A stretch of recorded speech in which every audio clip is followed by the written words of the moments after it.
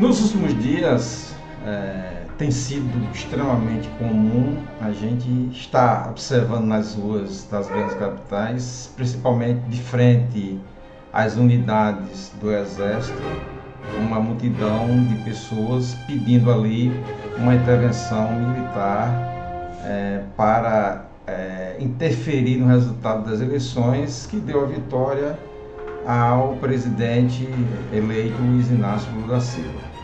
E entre esses grupos, que compõem essa massa de pessoas que se espalha Brasil afora, estão aí aqueles que elencam como atividade do Exército Brasileiro a imposição do artigo 142 da Constituição Brasileira, fazendo como se fizesse valer que o Exército seria aí um quarto poder ou um poder moderador entre o poder judiciário, executivo e o poder legislativo. O Exército teria aí um papel de quarto poder, um poder moderador, que pudesse desfazer, todo o arcabouço jurídico constituído e criado por esses poderes, e a partir daí poder revogar eleições, poder revogar a lei, destituir o Congresso Nacional, destituir o Supremo Tribunal Federal.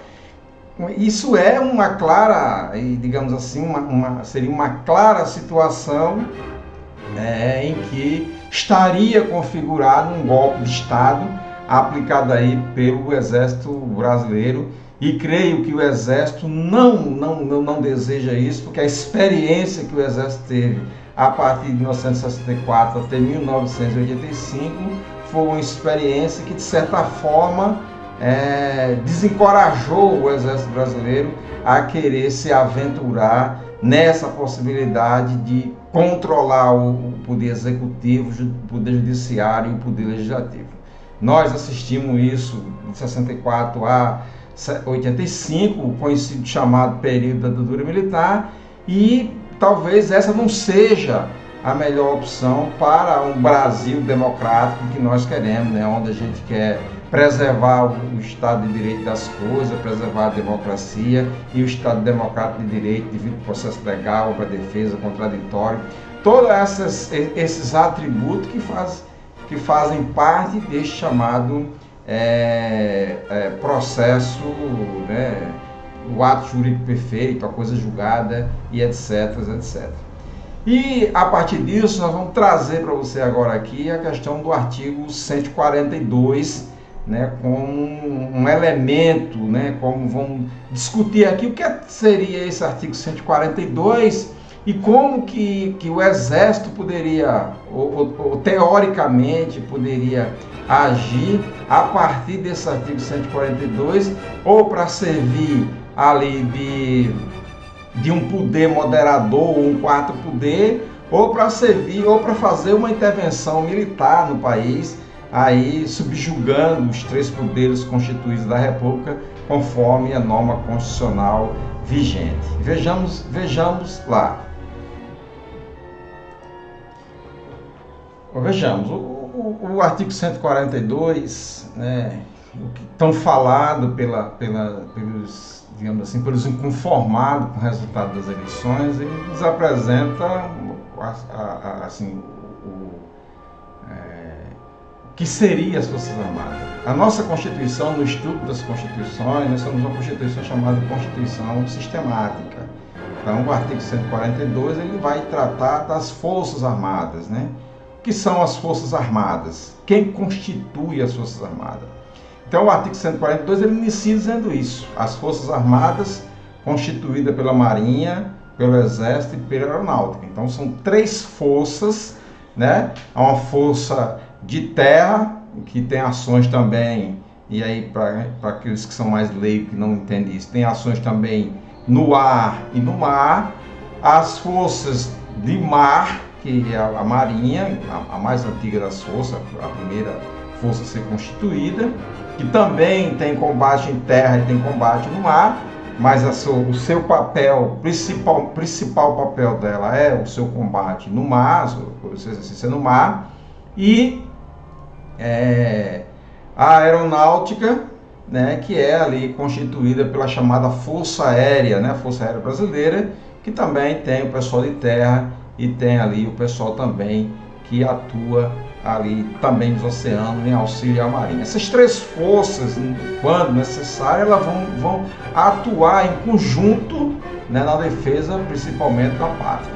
Então, o que é que o artigo 42 está dizendo? Que as Forças Armadas, constituídas pela Marinha, pelo Exército e pela Aeronáutica, são instituições nacionais permanentes, ou seja, em nenhum momento da história do Brasil, seja no momento de guerra, seja no momento de paz, seja no momento, se porventura nós tivermos império, seja no momento de república, a base é que essas Forças Armadas, em qualquer situação, essas forças são forças nacionais, são instituições nacionais permanentes.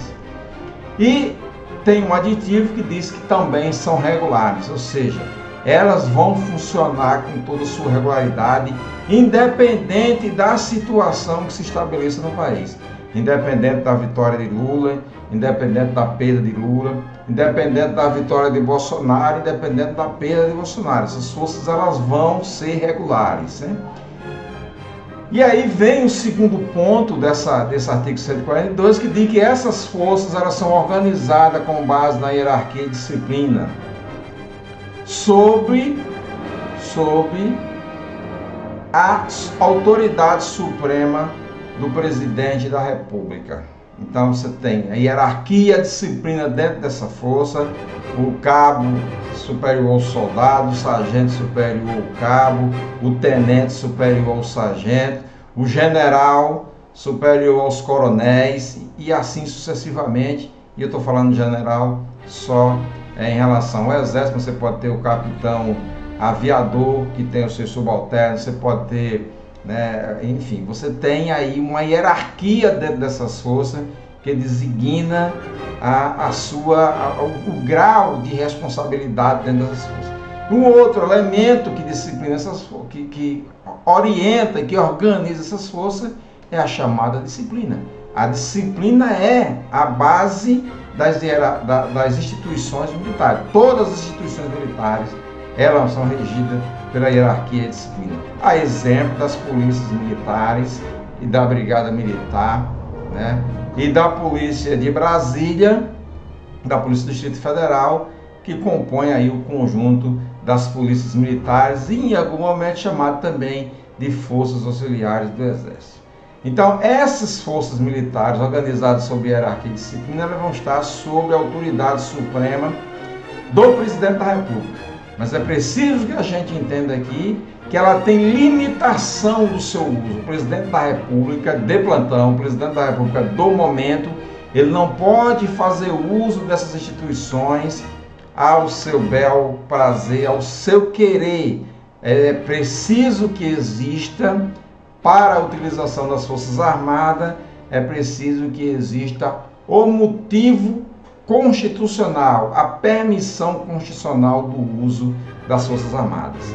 E aí o próprio artigo 142 vai dizer que esta Forças Armadas, o primeiro caso dela, destina-se à defesa da pátria, né? E como vocês podem ver aqui, o primeiro elemento aqui é destinar-se à defesa da pátria. Então, se um inimigo externo, leia-se esse inimigo externo, um outro país invadir o território nacional ou declarar guerra ao Brasil, aqui o presidente vai fazer uso, né, das Forças Armadas, vai enviar mensagem ao Congresso e o Congresso vai referendar a necessidade de uso da Força Armada na defesa da pátria.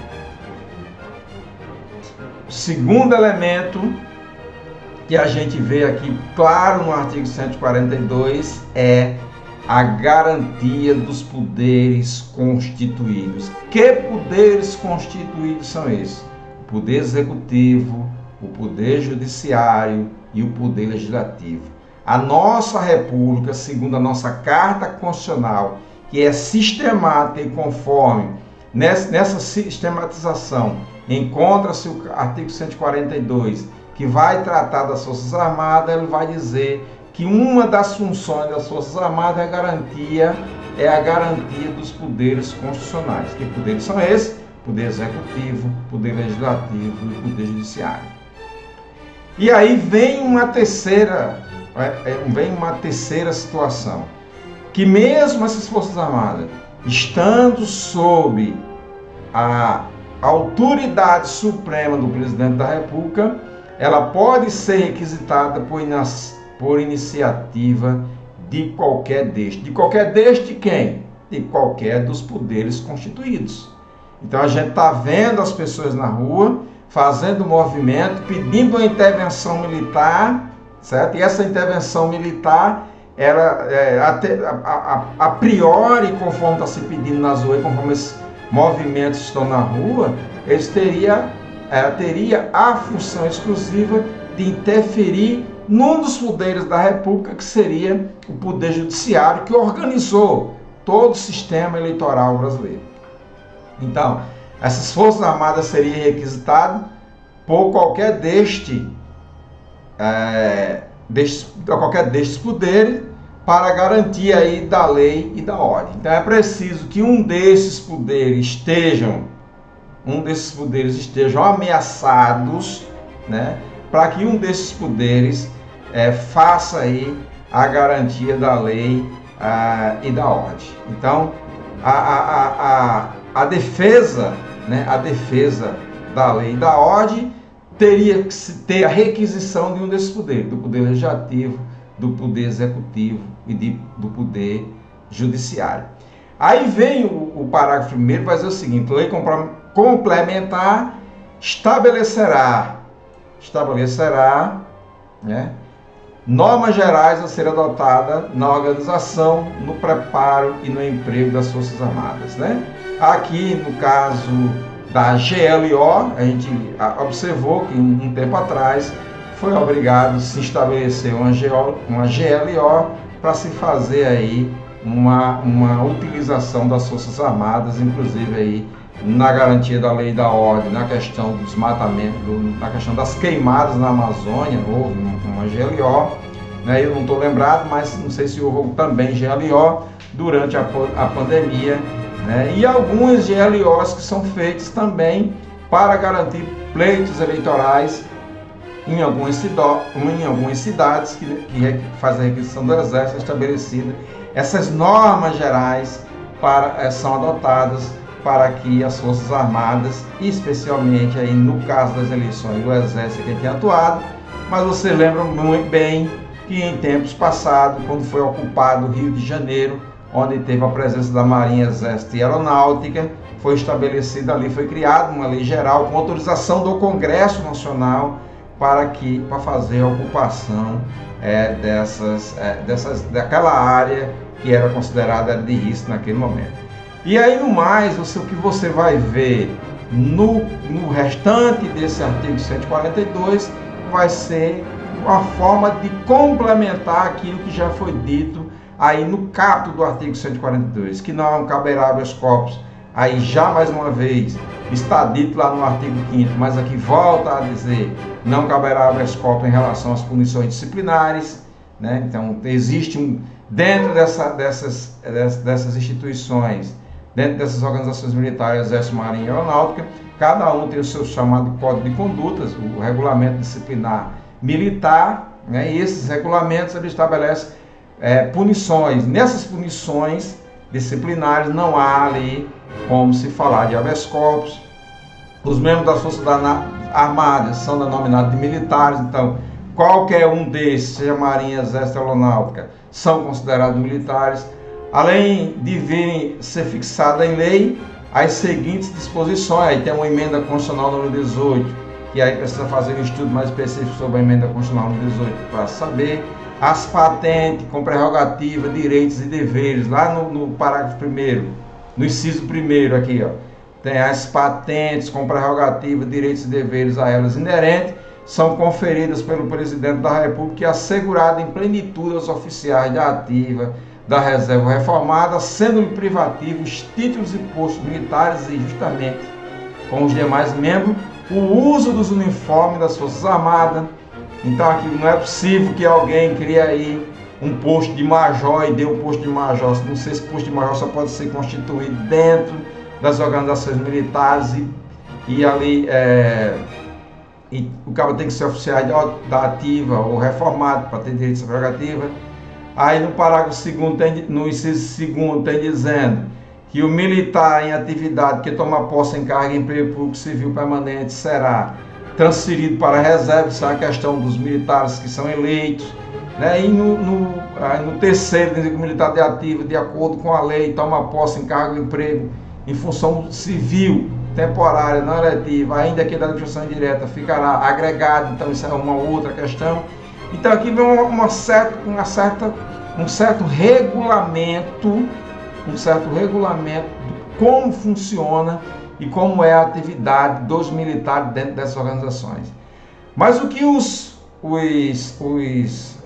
apoiadores do atual presidente que perdeu as eleições, que estão inconformados, querem é a aplicação do artigo 142 para que o Exército tome o poder e faça valer aí um resultado diferente dos resultados constituídos nas urnas. O que a gente viu aqui, dentro de uma ótica do devido processo legal, da ampla defesa e dentro do Estado Democrático de Direito, o artigo 142 da Constituição Brasileira de 1988 não abre nenhum espaço para que o Exército, Marinha ou Aeronáutica desfaça o resultado de uma eleição para assegurar aos inconformados que hoje estão na rua o direito de ver eleito ou reeleito o atual presidente da República ou qualquer outro presidente da República em qualquer outro momento. O que a gente vê aqui é que esses movimentos de rua têm de fato colocado em situações desagradáveis as Forças Armadas, porque eles estão se aglomerando em frente às unidades das Forças Armadas espalhadas em todo o país, querendo que as Forças Armadas façam intervenção quando não há uma legalidade para isso. E aí vem a grande questão e a grande pergunta. E por que o presidente da República não aceita esse resultado como resultado válido das urnas e não pede para que os seus seguidores voltem para suas casas, né, e restabeleçam suas forças e venham lutar democraticamente para a chegada ao poder nas próximas eleições? Porque ele deseja, né, ou pelo menos os seus seguidores desejam, que seja instalada no país uma desordem, né, e que a partir dessa desordem generalizada, né, o presidente da República, como representante, né, aí você vê que a lei diz por iniciativa de qualquer deixa, ou seja, dos poderes. Então, o presidente da República, como representante do poder executivo, para fazer, né, a defesa da lei e da ordem, institua que as Forças Armadas controlem todo o exercício de poder no Brasil. E a gente vê que não há margem, não há possibilidade disso acontecer. Portanto, né, eu acho